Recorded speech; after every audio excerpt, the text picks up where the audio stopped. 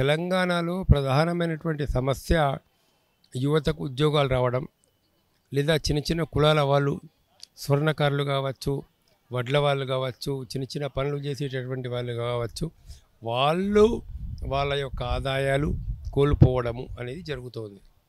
మరి వాళ్ళ కుటుంబాలను మనం ఎలా నిలబెట్టాలా అనేది ప్రధానమైన సమస్య. ఇప్పుడు ఎవరో ఒకళ్ళు వచ్చి ఒక పెద్ద మార్వాడి కావచ్చు, ఎవరైనా కావచ్చు, ఓ పెద్ద ఫర్నిచర్ షాప్ పెట్టాడు అని అంటే ఎంతమంది వడ్ల పని చేసేటటువంటి వాళ్ళు వృత్తులు కోల్పోతున్నారు. వాళ్ళు ఇద్దరు ముగ్గురు వచ్చేసి పెద్దగా జ్యువెలరీ షాపులు పెట్టారని అంటే దానివల్ల ఈ బంగారు పని చేసే వాళ్ళు ఎంతమంది వృత్తులు కోల్పోతున్నారు.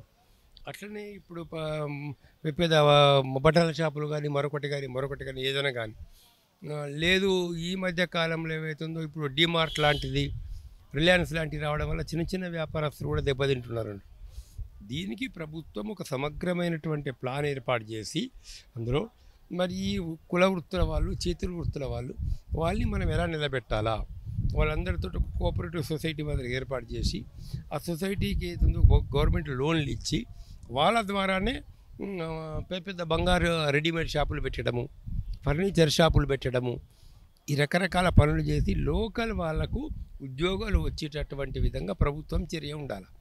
ఓ పరిశ్రమ పెడుతున్నారు ఇప్పుడు మెదక్లో కానీ, సంగారెడ్డిలో కానీ, రంగారెడ్డిలో కానీ, ఎక్కడైనా కానీ ఓ పరిశ్రమ పెట్టినప్పుడు 2000 ఉద్యోగాలు వస్తున్నాయి.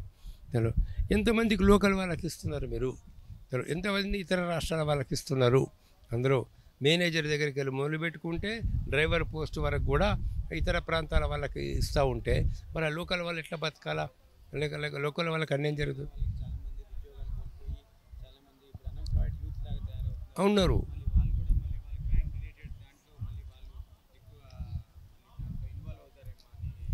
అలా క్రైమ్ రిలేటెడ్ దానిలో ఇన్వాల్వ్ అవుతారని కాదు, కానీ అందులో వాళ్ళలో తీవ్రమైన అసంతృప్తి అనేది ఉంటుంది, అందులో ఫ్రస్ట్రేషను. కాబట్టి ఆ ఫ్రస్ట్రేషన్ పోగొట్టడానికి ప్రభుత్వం తగినటువంటి చర్యలు తీసుకోవాలా, గవర్నమెంట్ ఇన్స్ట్రక్షన్స్ ఇవ్వాలా.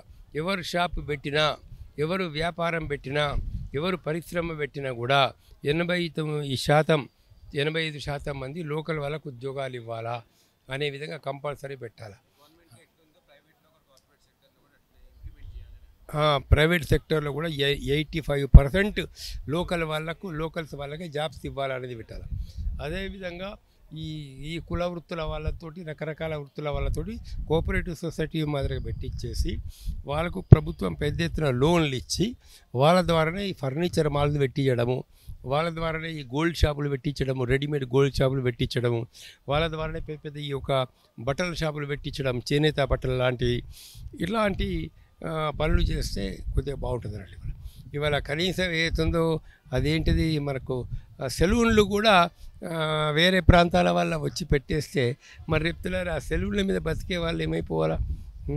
వాళ్ళని ఒక 10 మందిని కూర్చోబెట్టి ఇవాళ ఒక 2 కోట్లు 5 కోట్లు పెట్టుబడులు పెట్టాలంటే ఎవరు పెడతారు? అందరూ